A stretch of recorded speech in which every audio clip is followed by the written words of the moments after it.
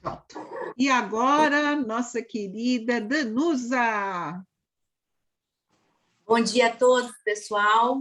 Bom dia, linda. Então, capítulo 12, preparação de experiências. Neste capítulo, André Luiz ele visita por alguns dias o Instituto do Planejamento das Reencarnações, para aprender sobre os trabalhos que eram realizados ali, né, que precedem a reencarnação. Então, o capítulo começa dizendo que André ele estava com Alexandre quando o Alexandre foi procurado por Herculano. O Herculano era um amigo, né, de uma elevada condição espiritual, que foi procurar o Alexandre para pedir ajuda para o caso do Segismundo. E aí o Herculano explica a situação do Segismundo. Ele estava prestes a reencarnar, mas ele estava sofrendo perturbações, né, que estavam dificultando o trabalho preparatório da reencarnação dele. Alexandre, ele não era especialista nesse tipo de trabalho, mas ele era um amigo em comum, né, com o Segismundo e com o Herculano. Então, acontecia que todas as vezes que o Segismundo tentava se aproximar do Adelino, o Adelino seria seu futuro pai. Isso durante o sono, o Adelino repelia com pensamentos de ódio, de ciúme, de revolta. E, com isso, o Segismundo, que antes estava esperançoso, animado, né, com a oportunidade da volta ao corpo físico, né, para realizar o resgate, ele passou a ficar triste, a sentir medo, raiva e desânimo. E dificultou, assim, a sua aproximação junto com seus futuros pais. E aí, Alexandre conta a história do Herculano no passado, do Segismundo no passado. Ele tinha uma paixão desvairada por Raquel, né? Desviou ela dos compromissos, por ciúme, acabou matando o marido dela, que era o Adelino, e assassinando, né, o Adelino, e ela acabou indo parar no prostíbulo. Aí eles desencarnaram, né, com muito ódio, com muito desespero, e sofreram por muito tempo nas zonas inferiores, até que eles foram resgatados. E com a ajuda, né, intercessória dos amigos, eles obtiveram a volta do corpo físico para realizar o resgate, né, o reajuste. Então, Raquel e Adelino, eles já estavam encarnados, casados há 4 anos, e deveriam receber o Segismundo como o segundo filho. Alexandre, então, ele fica, né, na próxima semana de conversar com Adelino durante o sono sobre os compromissos, né, assumidos. Adelino não, né? O Segismundo. Desculpa, Alexandre fica de conversar com Adelino, né? Com Adelino durante o sono, com Segismundo também, mas principalmente o Adelino, porque era ele que estava repelindo o Segismundo. E aí, o Alexandre explica para o André que o caso do Segismundo, ele é um dos mais importantes problemas da felicidade humana, que é o da aproximação fraternal, o do perdão recíproco e o da semeadura do amor através da lei da reencarnação. E diz que essa situação ela acontece quase sempre. Quer dizer, o espírito, quando ele está no mundo espiritual, né? Ele está um pouco mais consciente, então ele compreende os seus erros, ele entende a necessidade, né, de reparar o passado, né, e de reencarnar novamente, né, para redimir os erros. Só que quando ele volta ao corpo físico, sobre a influência da matéria, ele acaba se apegando aos próprios desejos e interesse e esquece as promessas, né, que ele fez no passado, né, os compromissos divinos assumidos. E Alexandre diz, né, que ocorre, então, sempre esse velho ciclo vicioso. E Adelino, ele, antes de receber o Segismundo como filho, ele negava o perdão e o auxílio, né? Então, apesar das promessas que ele tinha feito antes de reencarnar, ele recapitulava o passado, né? E sentia aqueles sentimentos inferiores, dificultando essa aproximação, né? Endurecendo o coração novamente. Aí, após esses esclarecimentos, o André ele se interessa em acompanhar o caso do Segismundo. O Alexandre concorda, mas diz que toda edificação útil, né, ela precisa de uma base. Então, que ele seria importante para ele conhecer os trabalhos do Instituto do Planejamento das Reencarnações. E explica que a maioria das encarnações, elas seguem um padrão, né, para todos, mas existem aquelas que seguem um programa mais elaborado, mais complexo, de acordo com as conquistas do espírito, né? E nas colônias mais elevadas, existem serviços especiais para trabalhadores e missionários, né? Esses trabalhadores, eles ainda têm débito, mas eles já possuem qualidades superiores que lhes dão a condição de influir no planejamento das suas futuras encarnações.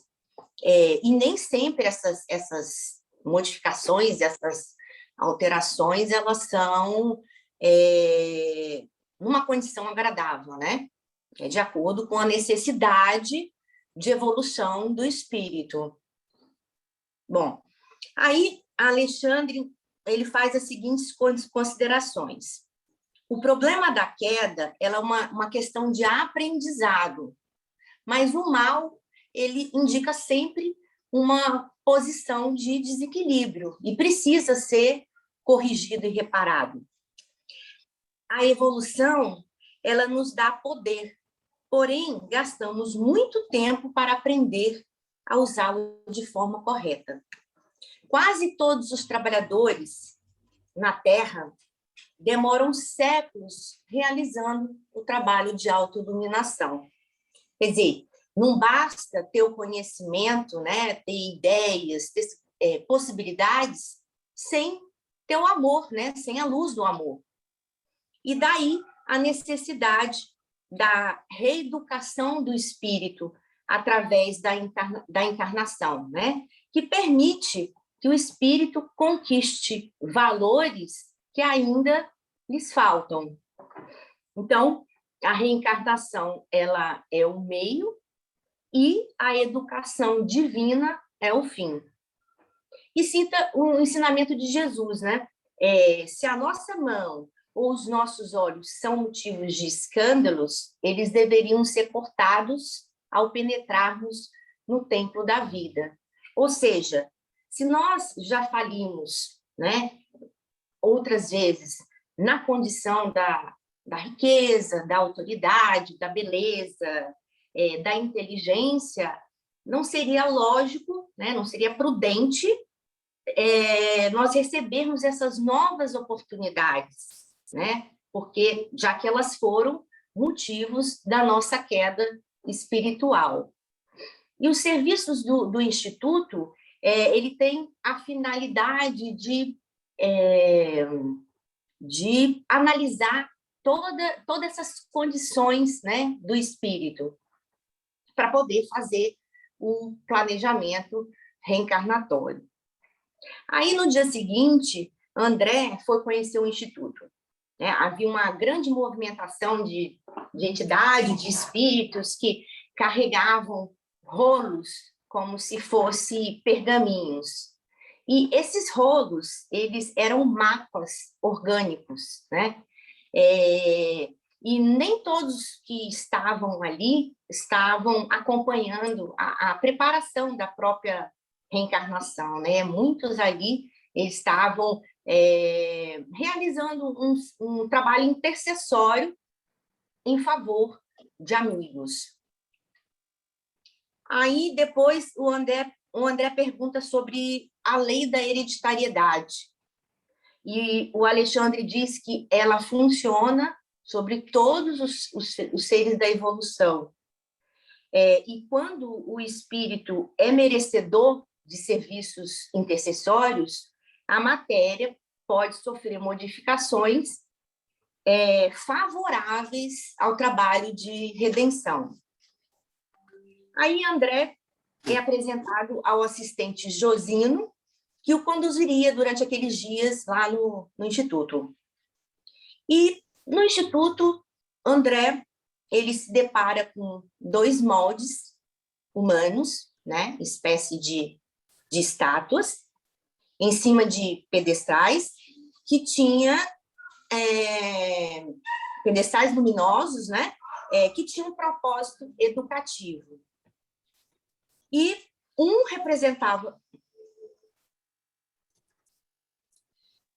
Só fazer aproveitando o gancho, quando você falou de hereditariedade, todo mundo entendeu como que é isso? Como que funciona a hereditariedade? Se funciona, se não funciona? Ficou claro para vocês? Eu tenho dúvida. Pode falar. Vá. Se isso é uma condição ou é uma exceção? O quê? A hereditariedade. Isso, A não hereditariedade que é uma exceção. Era isso. Por quê? Porque você viu que ele precisa de algumas condições para quebrar a hereditariedade. Primeiro, você ter o processo intercessório, alguém que realmente valoriza e consegue dar Sim, entendi. Ajuda, ou você, por trabalhar muito, você consegue quebrar isso daí para atender algum objetivo específico do seu programa reencarnatório. Tá. Mais alguém? Então, segue embora, Danusa. Tá. É isso, né? Você também teve esse mesmo entendimento, né, Danusa? Sim, quando ele fala assim, que a hereditariedade, né, que a lei da genética, ela atua, ela funciona em todos os seres, ele está dizendo assim, desde as plantas, dos animais, dos homens, quer dizer, ela atua. Agora, a exceção, no caso, seria aqueles espíritos mais evoluídos que conquistaram, né, através do trabalho, do serviço, do melhoramento, né, deles próprios, eles conquistam modificações que vão, né, interferir aí nessa hereditariedade para poder favorecer, porque normalmente são tarefas mais difíceis, né? E o espírito ele precisa de estar preparado, de ter um corpo preparado de acordo com a missão que ele tem para desenvolver, realizar, né? Isso aí. Bom, aí... Obrigada. Espera aí. Tudo bem, Kelly? Sim, agora sim. Obrigada. Bom, aí a gente estava naquela parte que o André, então, ele se depara com aquelas 2 estátuas, né? Uma representava o corpo masculino e a outra o corpo feminino. E apresentava assim, com perfeição todos os órgãos do corpo humano, né? Pareciam modelos vivos, que eram vibrantes. E André, então, ele fica muito admirado com aqueles detalhes todos, né? E ele, como tinha sido médico na Terra, então ele conhecia, né, já um pouco de anatomia, porém o que ele estava vendo ali era algo muito, muito rico, né? Em todos os detalhes, né? No funcionamento de todos os órgãos. E aí Alexandre explica para ele que no mundo espiritual há um profundo respeito, né? Da importância do corpo físico, pois o corpo ele é um instrumento da nossa redenção.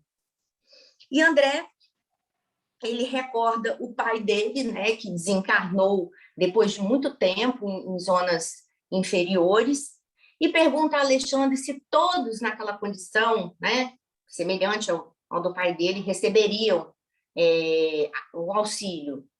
E aí Alexandre explica que, se o espírito for esclarecido, né, ainda que ele não seja iluminado, ele recebe essa ajuda através do trabalho intercessório, né? Agora, se o espírito está em esforço puramente evolutivo, né, ou seja, um espírito iniciante, vamos dizer assim, ele recebe a ajuda dos trabalhadores, né, que velam próximo à crosta e que executam, né, esse trabalho reencarnacionista em processos naturais, ou seja, né, não tem a intercessão de amigos. Ficou claro para todo mundo? Então tá bom, bora lá. Aí Alexandre ele vai mais perto dessas figuras, né, para observar, e ele se impressiona com os eflúvios brilhantes que emanavam dos centros genitais da forma feminina, que ele descreve como minúsculo santuário cheio de luz. E Alexandre esclarece, então, que na Terra há muita ignorância a respeito da missão divina do sexo, que a paternidade e a maternidade, elas são sagradas, né? É a oportunidade que o espírito tem de ingressar na vida física, de reencarnar, né? De evoluir. E o útero maternal, então, ele é a porta bendita para a redenção. E os que ultrajam o sexo, seja falando, agindo ou escrevendo, eles por si só já são grandes infelizes, né? Porque eles contraem débitos bastante graves. E aí, depois desses esclarecimentos, André é apresentado a Manassés, que é um irmão lá do Instituto, encarregado desses serviços informativos. A André passa a acompanhar o Manassés quando o Manassés foi procurado por um colega, que era o Silvério, né? O Silvério já estava há 15 anos em trabalhos de auxílio no Instituto e retornaria à vida física. E o Silvério estava assim, meio oscilante, assim, meio receoso, com medo de contrair novas dívidas ao invés de reparar os erros do passado. E ele lamentava o esquecimento, né? Porque ele achava que o esquecimento dificultava a reencarnação. E aí o Manassés explica para ele que seria muito mais difícil, né, a pessoa retornar vitoriosa tendo todas as lembranças do passado, né? Que o esquecimento ele é uma bênção que o Senhor nos concede, né? Porque se a gente tivesse só coisas boas para recordar do passado, a gente nem precisaria voltar na Terra, né? Aí Silvério quer saber se o corpo físico dele já estava, o molde do corpo físico dele já estava pronto. E ele havia aceitado a orientação dos benfeitores para vir com um defeito na perna, né? Ele entendeu e concordou que aquela condição iria ajudá-lo, seria assim, um auxílio, né, contra a vaidade e contra o amor próprio excessivo, né? Que eram, vamos dizer assim, questões que ele precisava, né, resolver, né, trabalhar dentro dele. E aí foi concedido 70 anos para ele no corpo físico, para que ele pudesse executar todo o plano. E todos na colônia desejavam que ele voltasse como completista. E o André, então, que não conhecia esse termo, ele fica admirado, e daí ele pergunta para o Manassés o que significa completista. E o Manassés explica aqui: o completista é o espírito que aproveitou todas as possibilidades construtivas no corpo físico, né? Em geral, a maioria das pessoas, quando elas regressam da Terra, elas perdem, né, de 70% ou mais das suas possibilidades, né, devido ao desperdício das forças físicas. E o completista, ele tem a vantagem de que ele pode escolher à vontade na próxima encarnação o seu corpo, né? Ou então, se ele está no mundo espiritual, ele recebe um veículo mais enobrecido para poder continuar os seus trabalhos. E, frequentemente, ele retorna ao mundo espiritual mais elevado e entre os anônimos da Terra. E ao invés, quando eles vão escolher, né, o corpo, ao invés deles escolherem um corpo cheio de beleza física, né, eles escolhem um corpo que tenha mais resistência, que seja mais fortalecido, que tenha mais durabilidade, né, para ter saúde. E com esse corpo menos atrativos que eles escolhem, eles ocultam, então, a beleza da sua alma e atenuam o seu magnetismo pessoal para evitar, né, a inveja, a disputa e a antipatia das pessoas. Quer dizer, são espíritos cheios de sabedoria, né? São espíritos amadurecidos que estão realmente comprometidos, né, com seus compromissos divinos. Aí, em seguida, eles encontram a Anacleta, né? A Anacleta estava lá no instituto querendo saber se o mapa físico dos filhos dela já estavam prontos. A Anacleta, ela era uma valorosa trabalhadora lá do instituto, né, que durante 30 anos realizou serviços e conseguiu a concessão de voltar à Terra com os seus 4 filhos, novamente, né, para reparar os erros do passado. Embora ela tivesse sido uma mãe muito devotada, ela falhou na missão dela como mãe, né? Então, no passado, ela era casada, ela tinha 4 filhos, eram 3 rapazes e uma moça. O marido dela era trabalhador, tinha boas condições financeiras, era um homem de bem que procurava, né, orientar os filhos, mas a Anacleta, ela contrariava a influência dele dentro do lar e educava os filhos assim com excesso de carinho. Eu acho que trazendo isso para os nossos dias seria aquela mãe que mima demais os filhos, né? Que não dá limites aos filhos.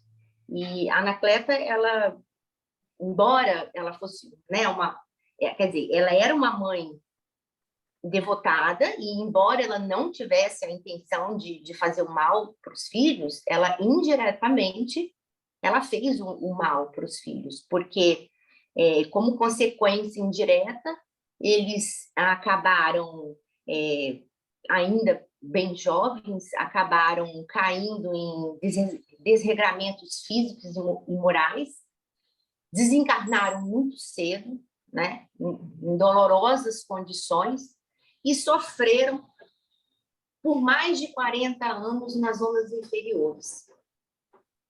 E quando a Anacleta ela retornou ao mundo espiritual, é que ela foi entender, né?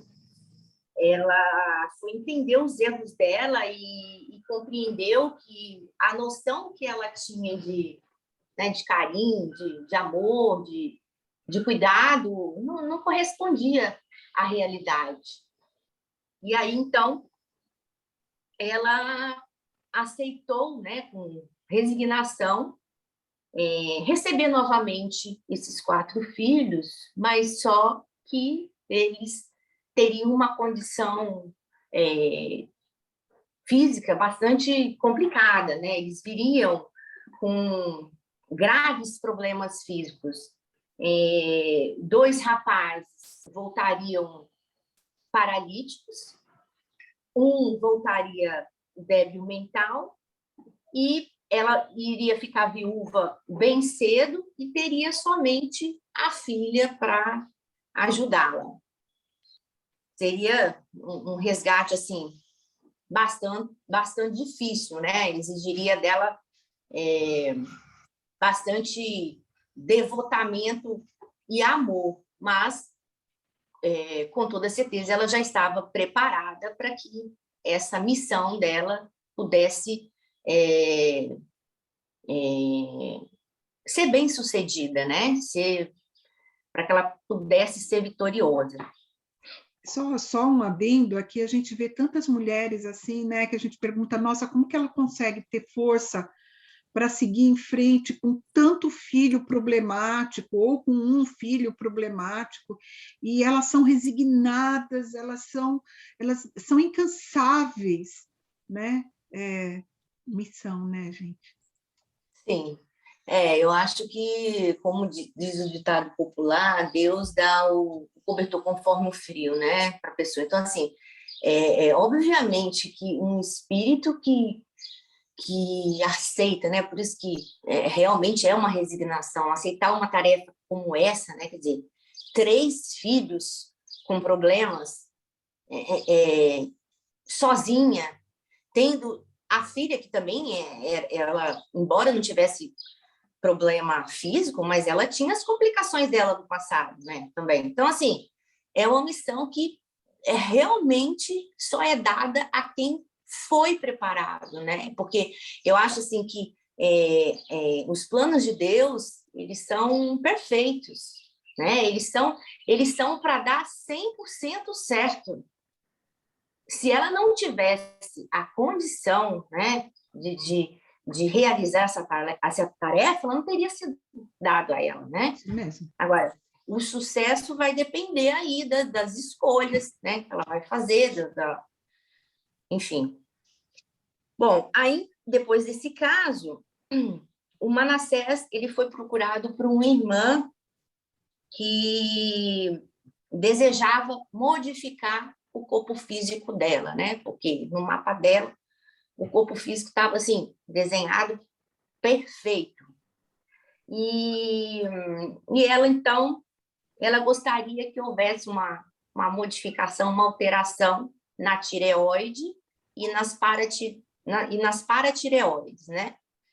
Porque ela também foi orientada pelos benfeitores a não vir com aquele corpo tão belo, tão perfeito, porque as tarefas dela na Terra seriam muito difíceis. E a beleza poderia causar a ela aí alguma possibilidade, né, de queda, né, dela se desviar da missão dela. E aí Manassés promete auxiliá-la e explica que a sedução carnal ela é um perigo para aqueles que emitem a sua influenciação e também para aqueles que recebem essa influenciação. Ou seja, a beleza é uma prova muito difícil, né? Embora todo mundo queira, né? Principalmente os adolescentes, né? Que vivem de aparência. Então, se não tiver uns pais aí para orientar, para acalmar, até mesmo para colocar, se por acaso tiver condições, numa evangelização, aí é difícil se aceitar, né? Porque a sociedade, os outros amiguinhos, nossa, como é que chama aquela bullying, né? Hoje em dia, sim, a gente cresceu com isso e era normal, né? Tirar sarro da gente e tal, de alguma coisa que a gente tinha no corpo que não era perfeito. Agora deram nome para o negócio. Antes era apelido. E assim, a pressão da sociedade, né? Você vê que hoje em dia as pessoas, às vezes você olha assim, você fala, não, mas por que fulano vai fazer isso? Já tão bonita, né? E às vezes tantas pessoas que correm, né? O risco de vida mesmo, ou ficam com problemas graves por conta de, assim, né? Uma vaidade, sei lá, uma coisa totalmente, a gente vê aqui sem nexo, né? Já que aquele corpo ele foi preparado assim dentro daquilo que a gente precisa, né? E aí a gente entende porque tem muita plástica que fica horrorosa. Sim. Porque não é para ficar bonita. Não é. E fica pior. Fica pior mas é isso, não é para ficar bonita. Ela pediu para não ficar bonita, né? E aí, quando vem para cá, quer ficar bonita, e aí fica com o seio um diferente do outro, aquela cicatriz que ficou queloide. E aí vai, gente, um monte de coisa que acontece durante a cirurgia que não dá certo. Sim. Bom, e aí depois disso, o André, ele fica, assim, bastante admirado, né, com todo aquele trabalho, né, cuidadoso, minucioso e complexo que precede a reencarnação. E Manassés, então, disse para ele que a medicina na Terra ela será muito diferente no futuro. Quando a ciência compreender que a mente, ou seja, a alma, ela atua diretamente nas doenças, nas enfermidades do corpo físico, né? E diz que todos os dias chegam milhares de almas da Terra com grandes desequilíbrios mentais. E que o médico do futuro, ele atuará não somente com indicações técnicas, mas também com trabalhos curativos ligados à espiritualidade, ou seja, considerando o ser moral, né? E que o amor, né? O amor cristão, ele terá um papel muito importante na cura, né, do corpo e da alma.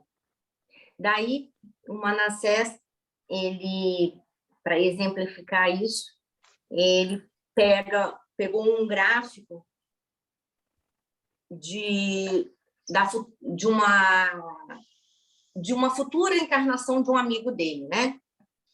E diz que esse amigo, quando ele chegasse na maioridade, ele teria uma úlcera, né? Que foi escolha dele.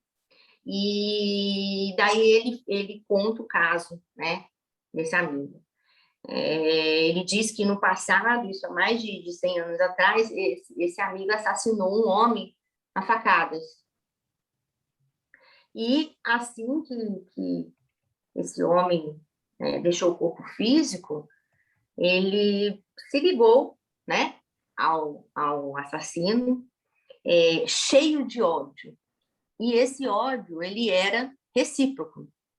Então, eles entraram aí num processo de obsessão, tanto de um lado quanto do outro, se imantaram, e o espírito passou a se vingar dele, né, com pensamentos de ódio, e foi, então, o matando, né, devagar.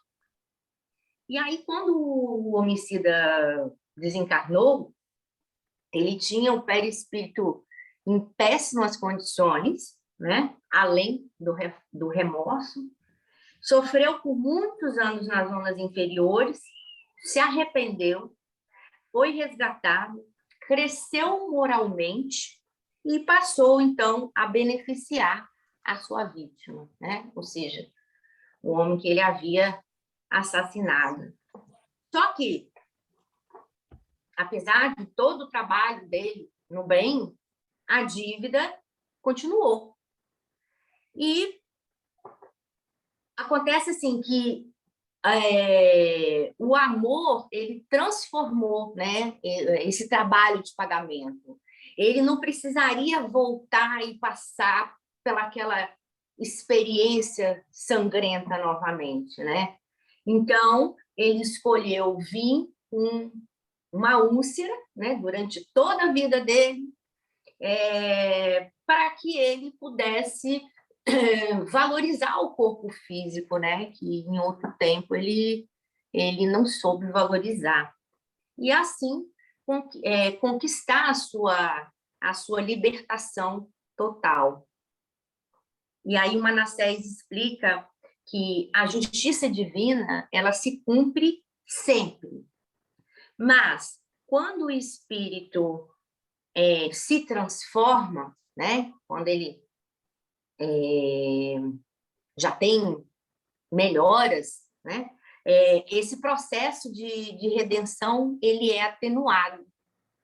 E lembra o apóstolo Pedro quando ele disse: o amor cobre a multidão de pecados.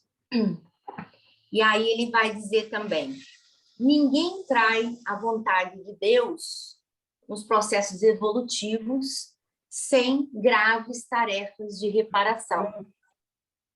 E todos aqueles que tentam enganar as leis divinas acabam enganando a si mesmos. A gente tem um exemplo recente aí, que foi a história do Raul no capítulo anterior, né?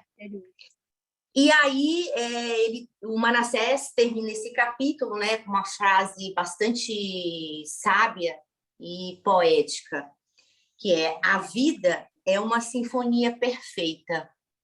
Quando procuramos desafiná-la no círculo das notas que deveríamos emitir para a sua máxima glorificação, somos compelidos a estacionar em pesado serviço de recomposição da harmonia quebrada. Então é isso, pessoal. Não é um Muito capítulo bem. fácil, né? Não é um capítulo fácil, concordam? Todos. Sim. Bem fácil. Realizá-lo, Não é. então, é mais fácil ainda. Sem querer ser pessimista, mas ou sendo realista, o próximo é bem pior. Com certeza. Com certeza. Por isso A que nós nossa vida é dividimos antes do em livro dois. e pós o livro. Pois é, né? Bom, parabéns, querida. Você captou tudo, pegou tudo que precisava de essencial do capítulo. Como a Madá falou, ele realmente não é fácil. E você abordou todos os temas que tinha no capítulo muito bem. Magnífico. Obrigada. Fala, Papá. Olha, é muito engraçado, né? Quando a gente fala sobre sincronicidade. Óbvio que deve ter havido um planejamento, mas a gente está vivendo um tempo de Paralimpíadas. Olha quantos exemplos a gente está assistindo de superação, de provas vividas, de pessoas com dificuldades, com limitações, se superando e mostrando que a vida é mais que os defeitos. Lindo isso, né? Tá aí, ó. É só assistir a televisão, é só acompanhar o noticiário que a gente vê tanta dificuldade. E quantos são capazes. E a gente que, graças a Deus, nasceu perfeito, fica encontrando desculpas para reclamar. Não sei por quê, mas a gente faz. Parabéns, Mas Danusa. eles são Obrigada. exemplos mesmo para nós.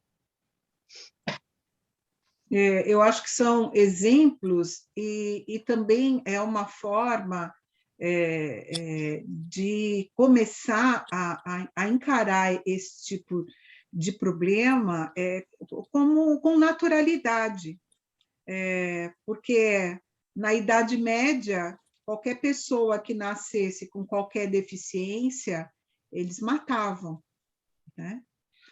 Ainda tem algumas tribos que fazem isso. Mas tudo é evolução. Um dia a gente vai nem precisar nascer com essas deformidades. Por enquanto, precisamos. No mundo de regeneração também vai continuar. E então, é isso aí, né? Ô, Esther, esse capítulo aí chama a atenção da gente para uma outra questão que, às vezes, eu estou falando por mim, né? Por exemplo, você fala assim, esse corpo aqui é carnal, o que importa é o espírito, o que importa é o que eu aprendi. Ok, o que importa é o que eu aprendi, mas neste capítulo aqui, eles falam da importância que a gente tem que ter com o nosso corpo quando está encarnado.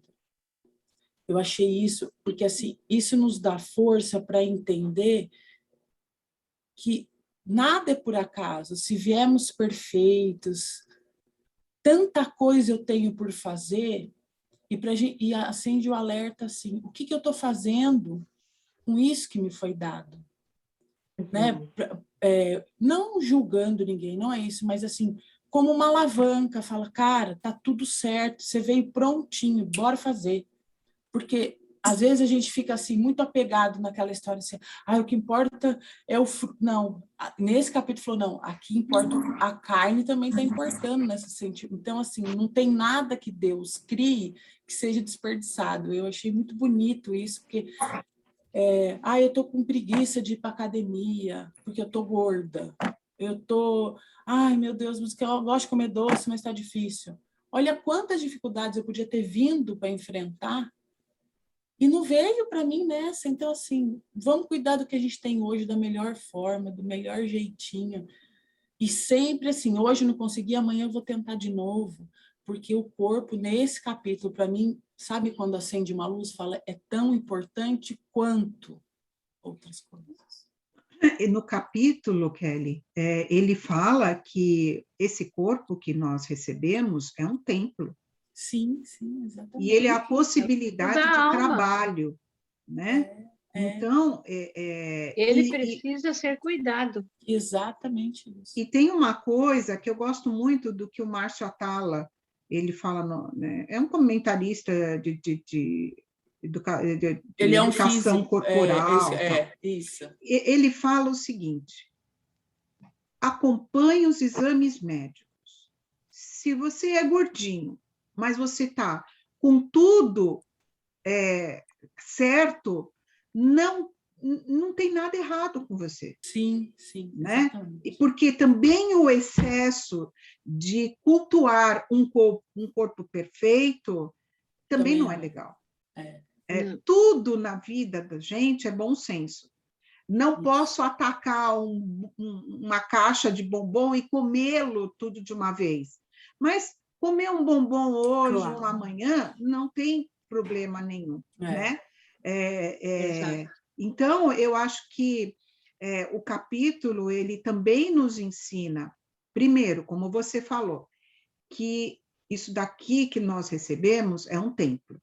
Então, precisamos cuidar dele com todo carinho. E outra coisa, ele não é nosso, ele foi dado por Deus para nós. Sim. Então, como tudo que Deus dá, como o dinheiro, como a saúde, tudo que ele nos dá, nós precisamos cuidar com muito zelo, né? E a outra coisa é não ir para o extremo, tipo, ai, meu nariz, as minhas rugas, ai, meu cabelo, né? Tudo isso a gente tem que olhar com amor, com respeito, né? E aí ele fala, né, Esther, do menos bonito.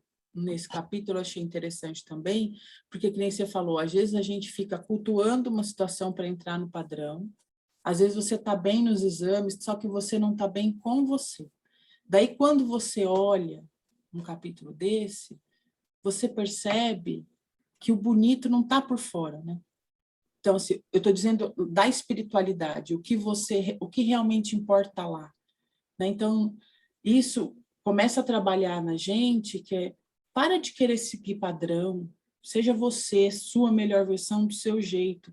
Não deixe, por exemplo, a autoestima ficar muito baixa, porque daí você, mesmo que os exames estejam bem, mas você olha no espelho e não gosta, você fala, ai, hoje eu não vou fazer nada, não vou ajudar ninguém. Ah, vamos, Kelly, lá, não estou bem comigo mesmo. Também atrapalha, né?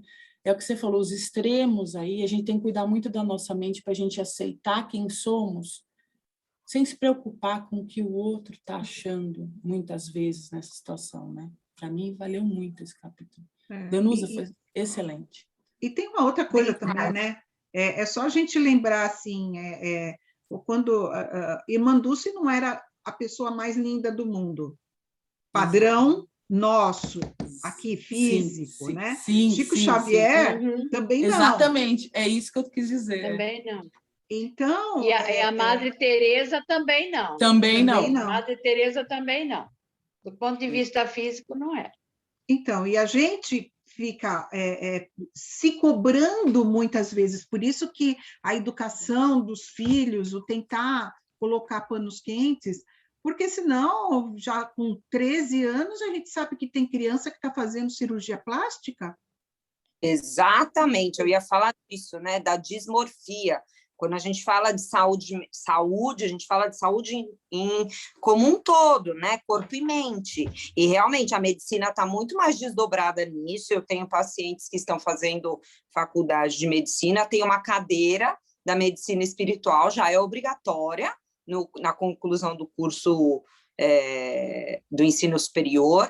E essa coisa, assim, acho muito bacana quando chega alguém para mim com essa questão da dismorfia, né? Uma pessoa padrão, magra, mas que quer ser mais magra ainda, é uma adolescente super infeliz, porque as amigas falam que ela tem barriga e que ela tem coxa grossa, é uma constituição física dela, e os médicos muito bacanas hoje em dia, os endócrinos, e elas vêm revoltadas, né, com alguns endócrinos. Ele falou que eu estou saudável, que eu preciso olhar meus exames, que eu não tenho sobrepeso, que eu estou no limite.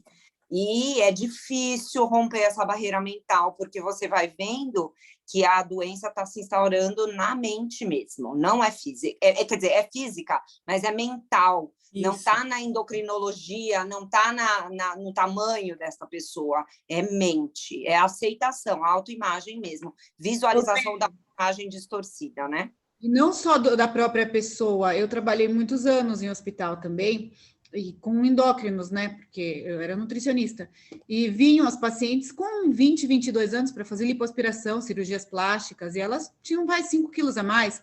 E os médicos falavam, não, pelo amor de Deus, né? Vamos lá, vamos rever isso, conceito que você está super bem. Mas tinham pais, mães, avós, tias que falavam, não, imagina, ela precisa, se o senhor não fizer, a gente vai em outro hospital, a gente vai em outro médico.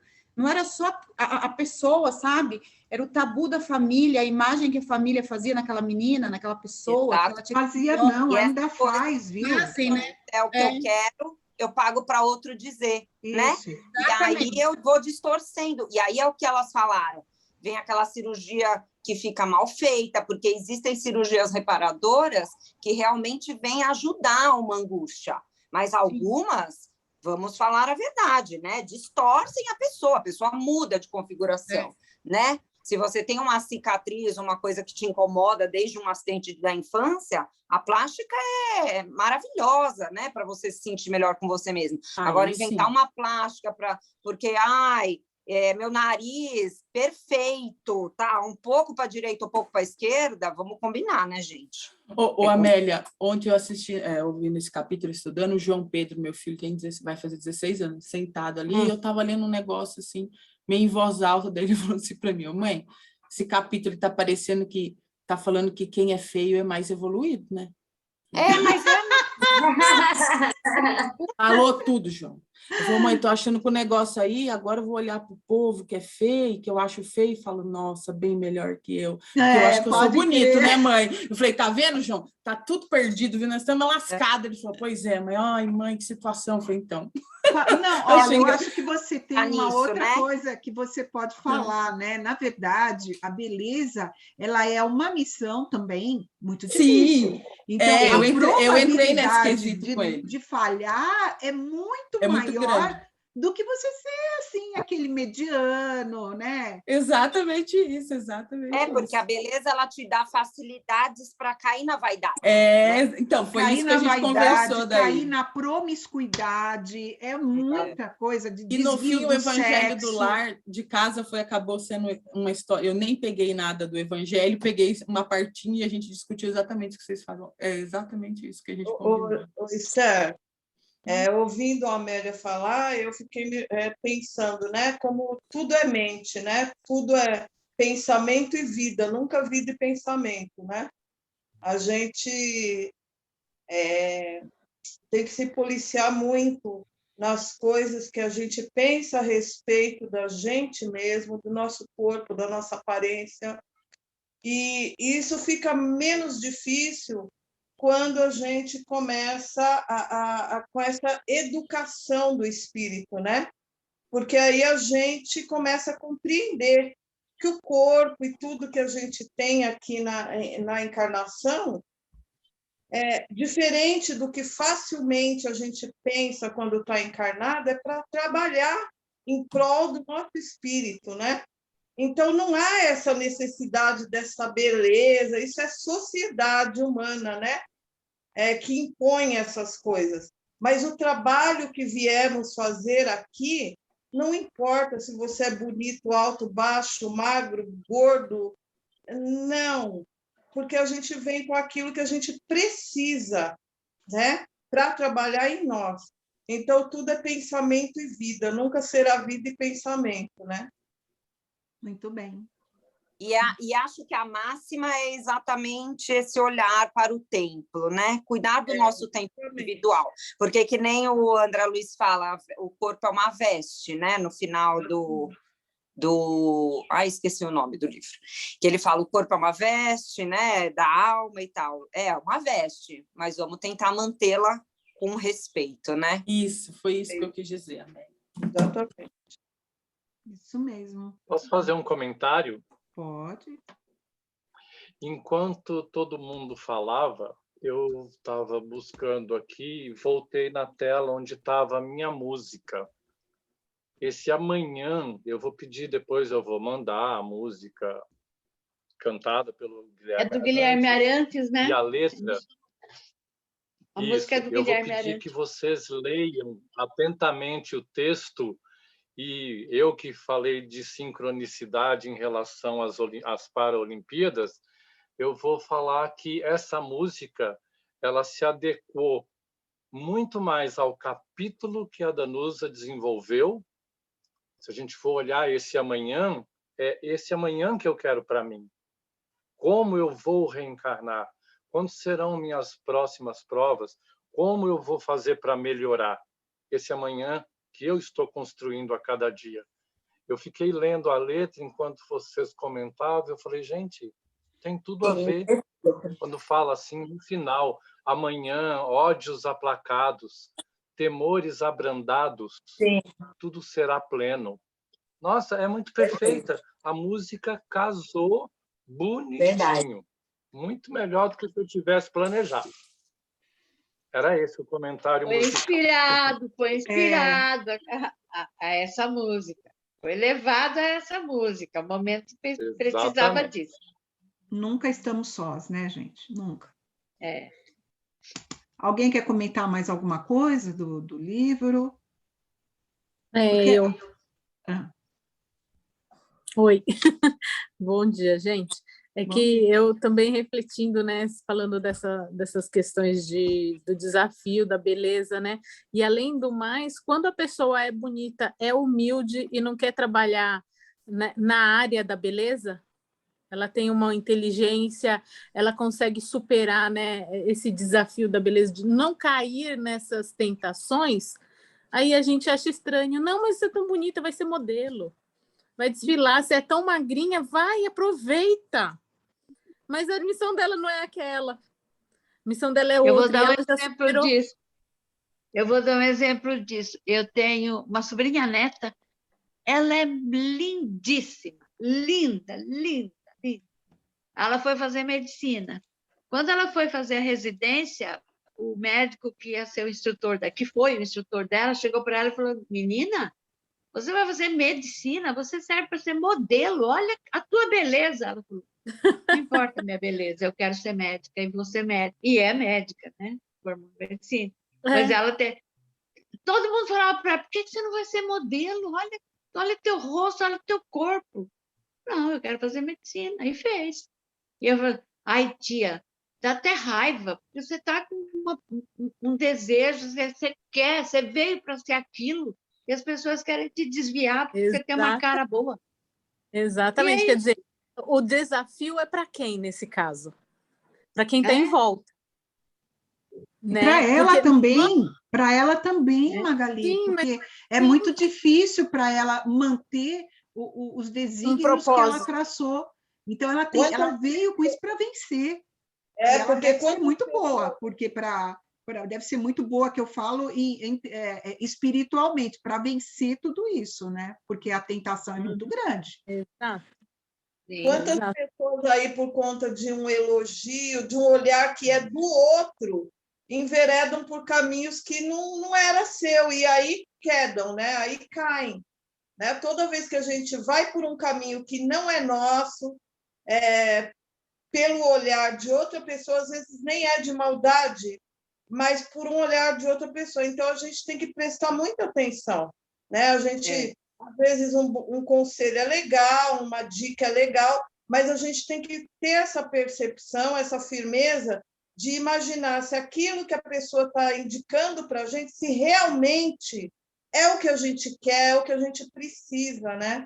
A jornada do autoconhecimento, né? Que vem desde essa parte da preparação para a reencarnação, porque nós precisamos nos conhecer. Não tem como fazer um bom trabalho se nós não conhecemos os nossos limites. E quando nós pedimos essas limitações, isso faz parte do autoconhecimento, que nós temos consciência lá no plano espiritual. E essa consciência, quando vem esse véu do esquecimento, ela é diminuída. Então, por isso que nós continuamos aqui essa jornada do autoconhecimento, lutando contra coisas que não são para lutar e a favor do que não é.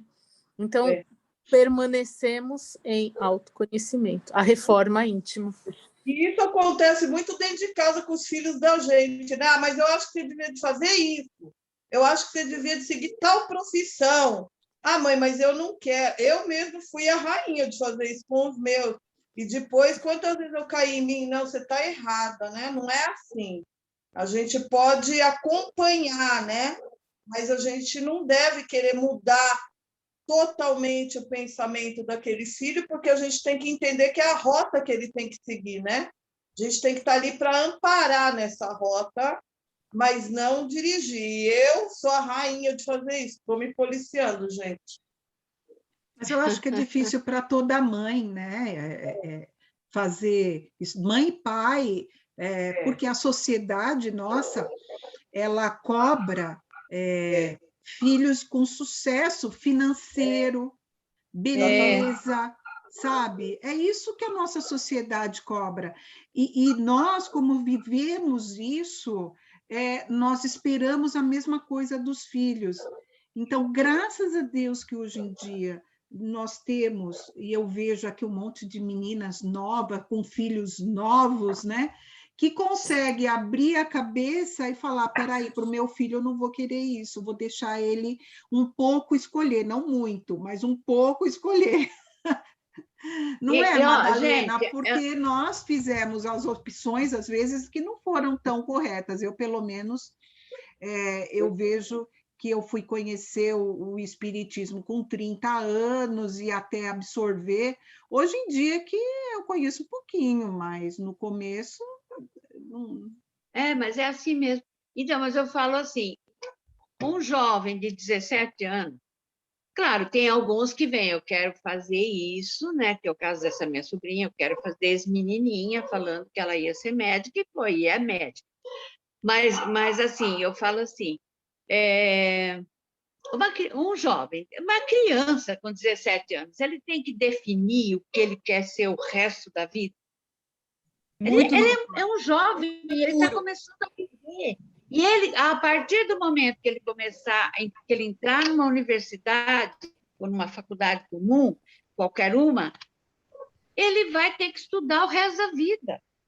Porque é o que acontece, a gente vai estudar o resto da vida. Você faz aqueles anos de faculdade, depois você vai trabalhar, você tem que fazer a pesquisa toda para o seu trabalho, porque você vai ter sempre que estar se renovando, porque é isso que se exige, né? E, às vezes, os pais, não, eu sou médico, meu filho tem que ser médico. Não tem que ser nada. Deixa ele fazer o que ele quiser.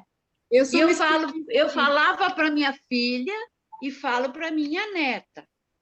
Eu falava assim, começa, e se você não gostar, não dê continuidade. Não vai se frustrar numa profissão que não te agrada. Faz de novo, começa de novo. Você é nova. Com 17 anos na faculdade. Meu pai me levava de carro, porque não tinha nem condução perto, ele me levava. A vida inteira, ele é engenheiro ainda até hoje, e falava que os filhos tinham que seguir, porque tinha uma profissão, tinha empresa dele, tinham que seguir. Eu era a filha mais velha, meus irmãos não queriam na época, porque eram pequenos. E ele encasquetou na minha cabeça que eu ia ser arquiteta, porque eu gostava de desenhar, eu desenhava bem, eu era metódica. Vai ser arquiteta. Então, eu cresci sabendo que eu seria arquiteta, porque a família inteira falava isso. Entrei na faculdade de arquitetura, meu pai foi lá, comprou todos os materiais, eu ia chorando para a faculdade, quando chegou no 6º mês, acho que de faculdade, eu ia chorando para a faculdade, até um dia que eu passei, acho que um mês, ele me deixava na faculdade, eu saía quando ele ia embora, ele ia me buscar, meio-dia, foi bem, fui bem, eu ficava lá fora no barzinho chorando, gente, eu era muito certinha, e aquilo estava me fazendo muito mal, porque eu estava fazendo um gosto do meu pai. Até um dia que eu cheguei e falei, pai, eu não aguento mais, eu não quero, não é isso que eu quero para minha vida, eu não gosto disso, eu gosto de desenhar, mas eu não quero seguir como profissão. Nossa, meu pai é super bravo, né? A casa caiu, né? Sabe? Acabei me libertando depois. Fiz outra faculdade, fiz cursinho, e aí ele mandou fazer um teste vocacional para saber o que eu queria, eu já sabia o que eu queria. Mas ele não aceitava, olha que engraçado. Pois é. E quando a gente faz o que a gente não quer, o que a gente não tem aptidão, a gente adoece. Sim. E a gente... Você não tem vontade de levantar para ir no trabalho. Você não tem vontade. Tudo que você faz com amor, está chovendo, está frio, está calor, você levanta com prazer, você vai, você faz, você trabalha com amor. Eu acho que isso é o mais importante, a pessoa ser feliz naquilo que ela faz. Exatamente. Não importa o que seja. E a gente usa esse exemplo fácil quando fala de filho, principalmente nessa coisa da profissão, né? Que é um clássico. Vamos pensar no futuro dele. Mas vamos voltar para esse olhar do físico, né? Eu sempre fui magra. Você tem que ser magra. Como que você está ficando gordinho? Nossa, você está magro demais. Você parece um palito, Olivia Palito, né? E a gente vai impondo essas palavras tão tóxicas no nosso núcleo familiar. Isso é super sério, porque causa transtorno alimentar em crianças muito novas. É o próprio núcleo quem impõe. Verdade. Deixa eu fazer um comentário. Pode. Com licença, Andréia, deixa eu fazer um comentário. Você que falou. Ai, Papa, que você é muito educado para nosso grupo, bem. Ele não dá. Ele não. Ele é demais, cara. Você disse que é nutricionista, não é isso? Sim. Ok. Então, com todo respeito ao senhor, seu pai, todos nós cometemos esse equívoco. Tudo depende de um olhar. Para mim, você é uma arquiteta. Só que você é uma arquiteta do corpo, da fisiologia. É um novo olhar. Exatamente. Ai, Papa! Né? Não, olha, gente, não é por nada. O Papa, ele é o nosso rei, né? Fala. Então aqui ele chama Papa, né, gente? Ele é o nosso Papa. Posso fazer um comentário? Nós, todo mundo falando ao mesmo tempo. Cortando. Mas lembra que a gente se aproxima por nada? A gente se aproxima para tentar aprender, que a gente é um pouquinho endurecido, né? Tá bom, gente. Eu queria falar uma coisa só, que eu estou pensando aqui, a gente está falando hoje do meu corte europeu, que a Amélia estava falando sobre crianças que fazem plástica, etc. E o que eu sinto muito é que aqui no Brasil é pior do que, por exemplo, na Holanda. Assim, a questão da beleza, de botox, de plástica, claro que no mundo inteiro deve estar mudando, né? Faz muito tempo que eu não moro mais na Holanda, mas eu vou lá, claro que tem a minha família lá. Eu percebo que aqui no Brasil é pior do que lá. Na Europa, né? O que eu queria comentar é que outro dia eu estava passeando com um cachorro e um vizinho, a gente mora num condomínio, e um vizinho me abordou, ele falou assim, nossa, eu vi sua filha, quantos anos ela tem? Há 14 anos, nossa, ela está tão bonita, mas eu não pude deixar de comentar para você, de você dar tal remédio para ela por causa dos espinhos. Até agora eu tô assustado com esse comentário que ele me deu, porque é um senhor de, não sei, 60 anos que fica olhando a pele da minha filha e me recomendando remédios, porque às vezes aparece uma espinha na cara da minha filha. Que eu penso, aonde a gente está chegando? Como é possível? É normal nessa idade que tem espinha. Claro que a gente tem que levar no dermatologista. Tem que ajudar na autoestima da criança. Mas eu achei incrível. Assim, eu fiquei muito incrível, né? No corredor do prédio, alguém leigo te dizendo... Não, e recomendar o remédio, Amélia. Nossa, sem comentários, Fabi. Não tem nem o que dizer. Lembra que a gente fala muito sobre essa coisa do orgulho, né? Da intromissão, né? Do respeito. Enfim, não pode não ter sido com má intenção, mas é totalmente invasivo e desrespeitoso, né? Não foi com má intenção, de jeito nenhum. Mas eu fiquei muito assustada com o nível a invasão, é uma invasão mesmo, né? Claro. É uma invasão. E o exercício da paciência e tolerância. Ai, meu Deus, tá bom. Né? Nossa. Ai, cai uma dessa para mim. Ai, ainda bem que não... Ai, tá vendo? É verdade. Gente, olha, a Danusa, ela foi tão precisa nos comentários dela que ela respondeu as duas perguntas. Eu vou fazer aqui novamente, então, se alguém tiver dúvida, a gente aborda, senão já é fato, matéria dada. Respondido, já foi respondido. Porque a primeira, a gente perguntou, todos podemos participar do planejamento reencarnatório, como foi relatado no caso de Segismundo? O que vocês precisam comentar alguma coisa? Querem falar alguma coisa sobre isso? Às vezes eu fico com dúvida sobre isso, porque eu acho que não, na verdade, porque às vezes a gente é obrigado a ser reencarnado, né? Que tem aqueles espíritos mais endurecidos que simplesmente, pelo que eu já aprendi antes, são meu pego assim, e falo assim, não, você vai encarnar porque você precisa aprender e faz muito tempo que você não encarnou. São as reencarnações compulsórias, existe sim, a encarnação compulsória, né? Isso sim. Então, agora, também a outra parte que a pergunta queria dizer respeito é todo aquele planejamento, aquele cuidado que estavam dando para a reencarnação do Segismundo. É igual para todos os reencarnacionistas, né? Todos têm esse cuidado de ver cromossomo por cromossomo, né? Então, é nesse sentido, porque foi o que a Danusa falou sobre a reencarnação natural e reencarnação intercessória. São 2 tipos de reencarnação, né? E a maioria não é nem o compulsório. O compulsório, esse daí é uma reencarnação natural, só que o espírito nem sabe que está reencarnando, muitas vezes, tá? E faz parte da natural. E a natural é a maioria dos espíritos que chegam à Terra, que é só por sintonia vibratória.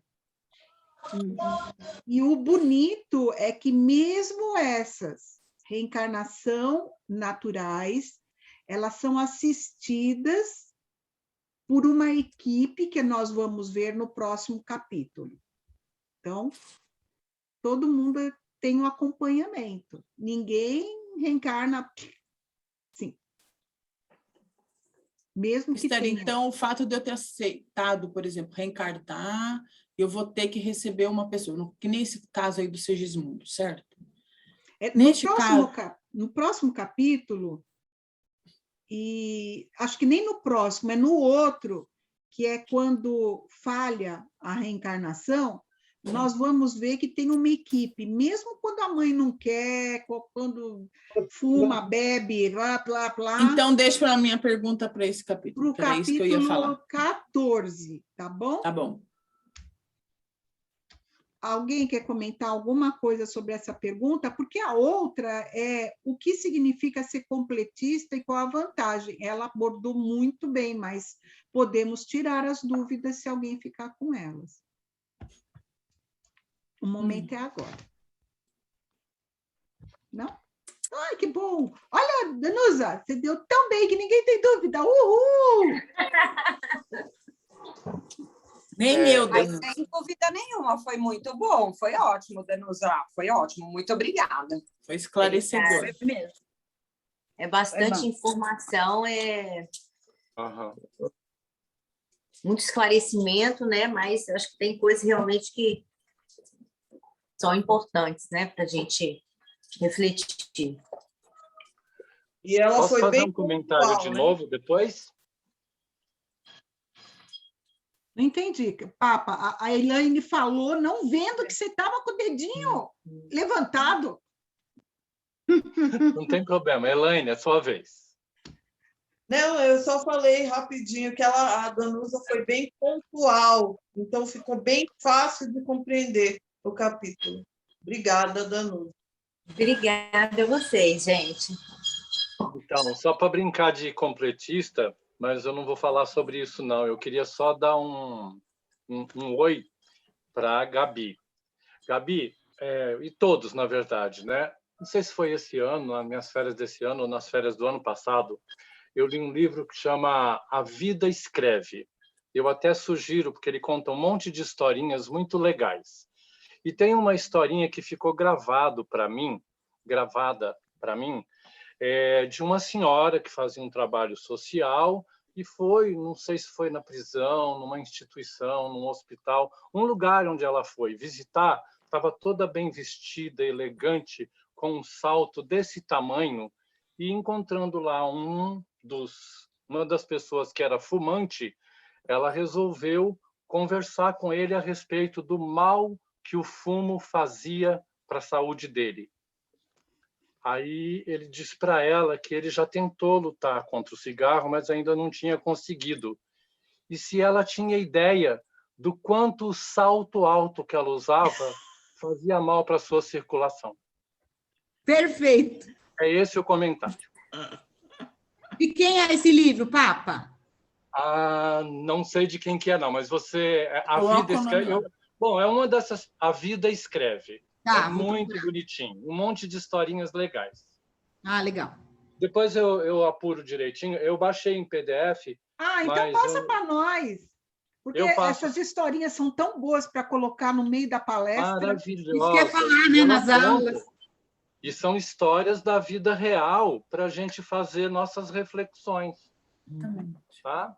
Então, na hora que a Gabi falou do senhorzinho lá arrumando defeito na filha dela por causa das espinhas de adolescência, é assim, a gente vê o defeito dos outros, talvez para esconder os nossos, né? A maioria das vezes, né, Papa?